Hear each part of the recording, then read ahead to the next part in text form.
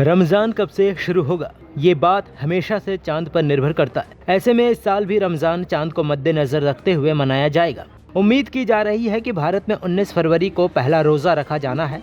इसका मतलब है सऊदी में एक दिन पहले यानी 18 फरवरी से रमज़ान शुरू होगा। अलग अलग देशों में चांद देखने के तरीके और इस्लामिक अथॉरिटी के ऐलान के हिसाब से रमज़ान की शुरुआत होती है। भारत में रमज़ान का ऐलान चांद यानी हिलाल देखने के बाद स्थानीय रुयत अल हिलाल कमेटियाँ करती हैं।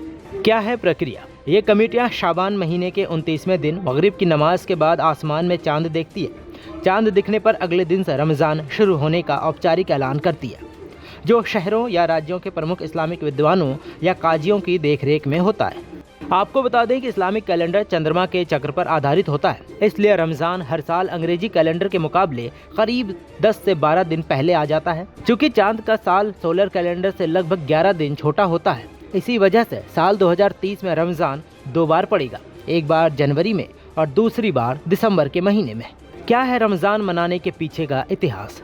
इस्लामिक परंपरा के मुताबिक कुरान की पहली आयत इकरा 610 ईस्वी में रमज़ान के महीने में पैगंबर हज़रत मोहम्मद सल्लल्लाहु अलैहि वसल्लम पर उतरी थी।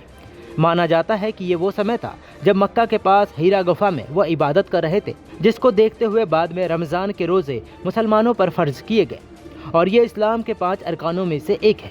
रमज़ान इबादत, त्याग और ख़ुद को बेहतर बनाने का महीना माना जाता है। रोज़ा रखने का मकसद सिर्फ भूखा रहना नहीं, बल्कि अपने अंदर तक़वा यानी खुदा का डर और उनकी याद को मजबूत करना है, परहेज़गारी को लाना है। इस दौरान लोग नमाज़ पढ़ते हैं, कुरान की तिलावतें करते हैं, तरावी होती है, दुआ करते हैं और गरीबों की मदद पर ख़ास ध्यान दिया जाता है। ये महीना दूसरों की तकलीफ़ को समझने और इंसानियत को मजबूत करने का भी पैगाम देता है। रोज़ा रखने वाले मुसलमान सुबह फजर की अजान से पहले सहरी करते हैं और शाम को मगरिब की अजान के बाद इफ्तार करके रोज़ा खोलते हैं। दिन भर खाने और कुछ भी पीने से परहेज़ किया जाता है। रोज़े की हालत में गलत शब्द और गाली देने से भी परहेज़ किया जाता है। इसके साथ ही किसी भी गलत काम से ख़ुद को बचाना भी रोज़े की इबादत में शुमार होता है। बहुत से लोग मस्जिदों में जाकर सामूहिक नमाज पढ़ते हैं, इसे तरावी कहा जाता है। इस दौरान ज़्यादा से ज़्यादा दान करने को अहमियत दी जाती है। बीमार, सफ़र पर रहने वालों या किसी मजबूरी के चलते रोज़ा ना रखने वालों को बाद में उन रोज़ों को पूरा करने की इजाज़त दी जाती है। भारत में रोज़ा रखने का समय सुबह करीब 5:37 से शुरू होता है और शाम को 6:15 तक रह सकता है।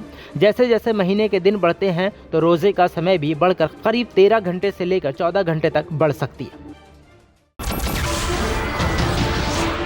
नमस्कार, मैं हूं मानक गुप्ता। अगर आपको हमारा ये वीडियो पसंद आया हो तो इसे लाइक और शेयर जरूर करें और हाँ, हमें सब्सक्राइब और फॉलो करना ना भूलें ताकि आप देश और दुनिया की कोई खबर मिस ना करें। तो जुड़े रहिए हमारे साथ और देखते रहिए न्यूज़ 24।